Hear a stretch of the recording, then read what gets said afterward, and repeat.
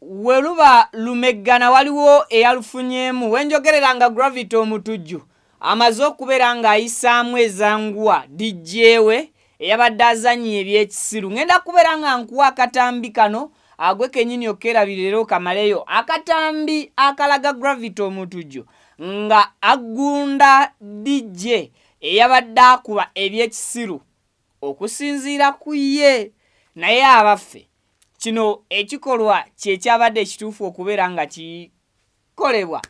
Kale byonna mbikuleetedde bampita Viki nsinzidde butereevu ku mukutu Viki exclusive byonna gy'osinzidde mu bitundu by'eggwanga Uganda n'ebweru wali okubeera ng'otulaba saako okutuwuliriza kyokola ky'amaanyi nnyo nnyini ddala. Video sooka ogimpereka like. Yes, bwe olikinga video kigiyambako okubeera ng'etambula ku misinde gy'amaanyi information netuuka ku yeetaaga okugiraba asaako okugiwuliriza mukadde atanaba kubeera ng'otweyungako mu butongole naawe nkusabye subscribinga abo omaze obeera ng'osubscribinga kwata mukadde kajja mu kigambo personalize. Yes, okase mu kigambo all notification ojja kuba ozifuna bulungi ku simu ku computer oba ku tabyo.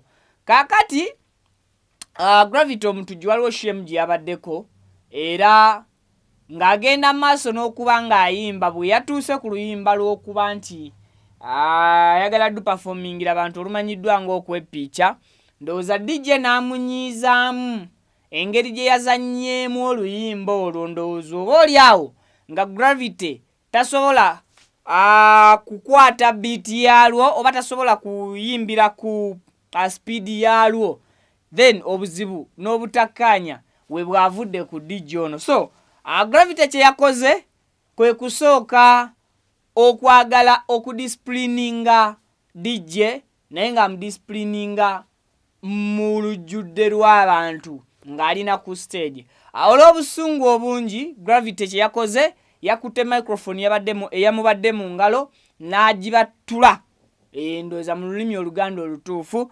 n'agibattula DJ abagenda okwagala okumumutaasaako ng'obusungu bumaze okuba ng'ate busukka ku bwasobola okukontrolinga. Ono yayongedde ogenda maaso n'okubeera ng'awaga mubuuza bulijjo bwentyo bwe mbiyimba bulijjo bwentyo bwe mbiyimba bulijjo bwotyo bw'obizanya. So nga kiraga nti DJ oba oli awo yabadde amukubira yabadde amumanyi nga DJ we kubanga abadde amubuuza bulijjo bwentyo bwe mbiyimba bulijjo bwentyo like bw'obizanya. It means nti ono DJ yabadde DJ we. Mukimanyi bulungi nnyo nti abayimbi abasinga batambula ne ba DJ baabwe batambula ne ba camera personals baabwe bwe batuuka mu kifo DJ w'omuyimbi yagenda ku box then n'abeera nga yagenda okuplayingira omuyimbi we ennyimba ze okusinziira nga bw'abeera amanyi energy ye ne performance ze.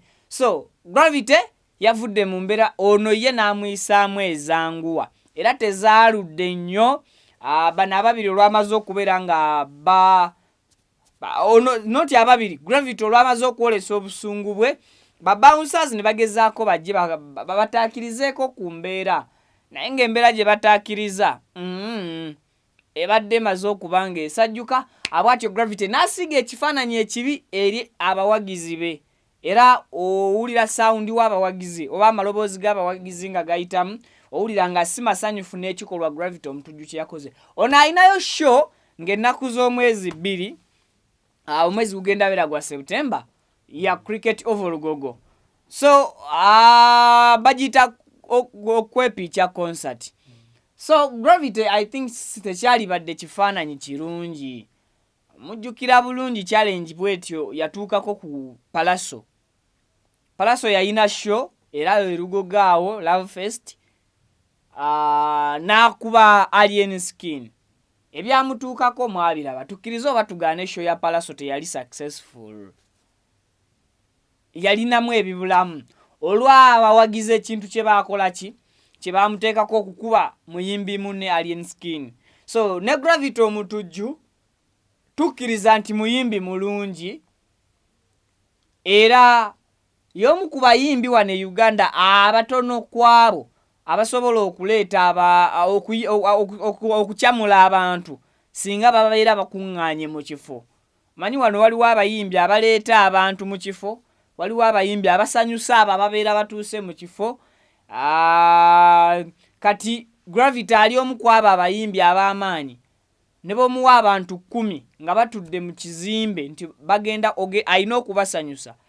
Oli Guy abasanyusa ne muvaawo nga mukkiriza nti yadde tuli batono naye tusanyuse. So I think Gravity tekyabadde kirungi okukuba DJ akuzanyira music wo mu maaso g'abawagizi bo. Ate n'olaga obusungu obususse nnyo.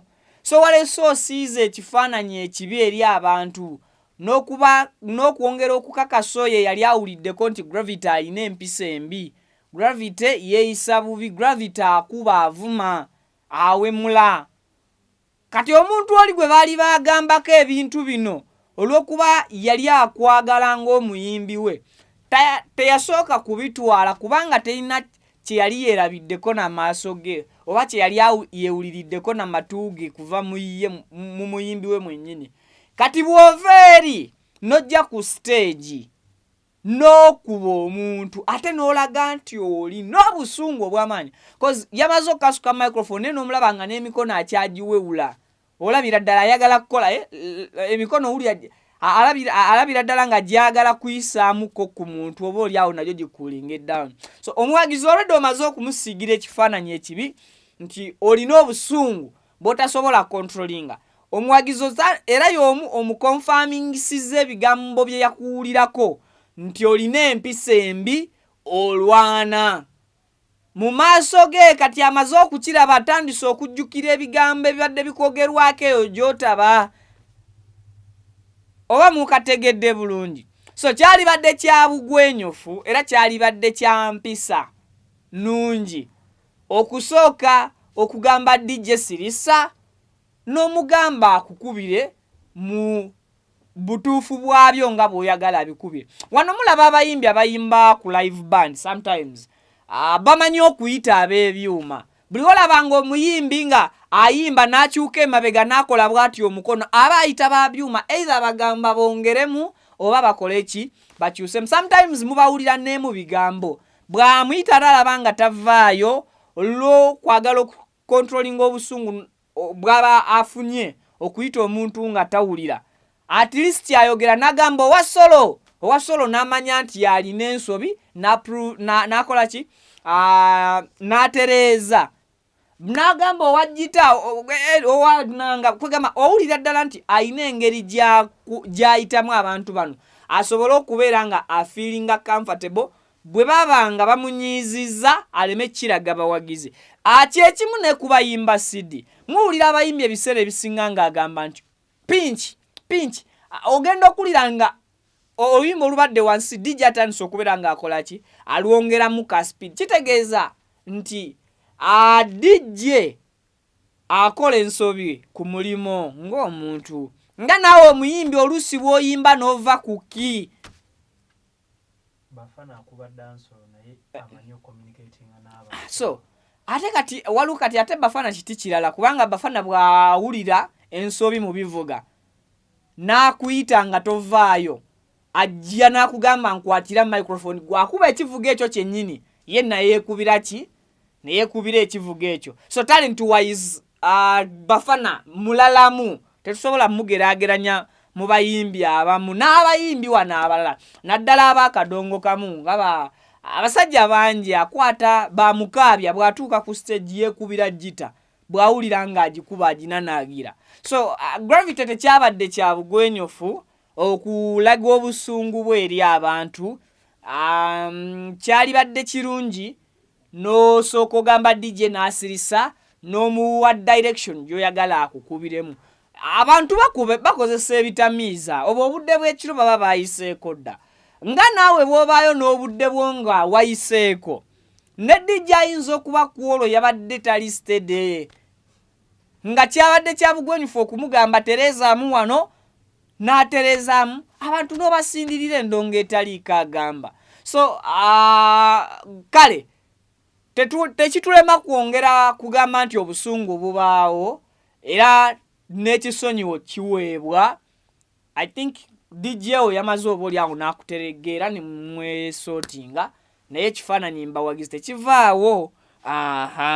Kaakati kye tugenda okubeera nga tukola kwe kugamba abawagizi mujje era nga 2 September Erugogo mu Okumupicha concert.